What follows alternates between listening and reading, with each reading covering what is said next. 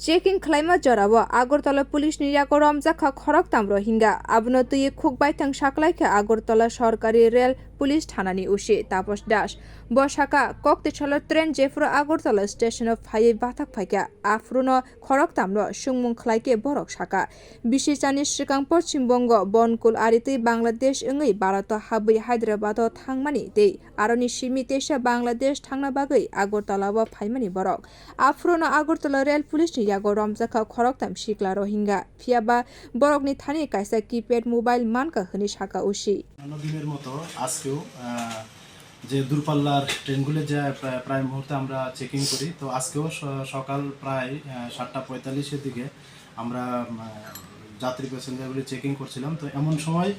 আমরা চারজনকে মানে নোটিশ করি একটু সন্দেহভাজনক তাদের গতিবিধি তারপর আমরা চারজনকে ডিটেইন করি ওই স্পটে আগরতলা রেল স্টেশনের যে মেইন গেট প্ল্যাটফর্মের এন্ট্রি গেট তো তাদেরকে জিজ্ঞাসাবাদ করে প্রথমে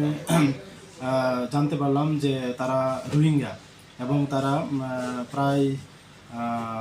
8 বছর আগেই মানে ওয়েস্ট বেঙ্গল বনপুল একটা বর্ডার আছে তাদের কথা আর কি তারা বাংলাদেশ থেকে হায়দ্রাবাদে গিয়েছিলেন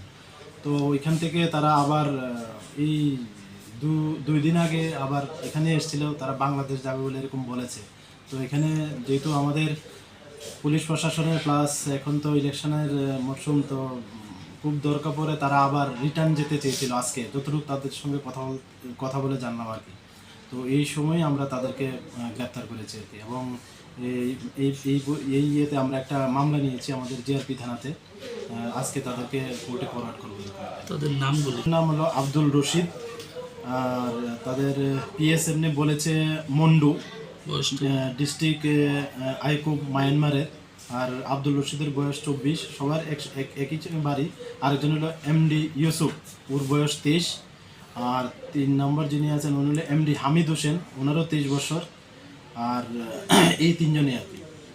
ওদের কাছে কিছু পাওয়া গেছে কি ওদের কাছে না এমন কিছু নেই তবে একজনের কাছে একটা কিপ্যাড মোবাইল পাওয়া গেছে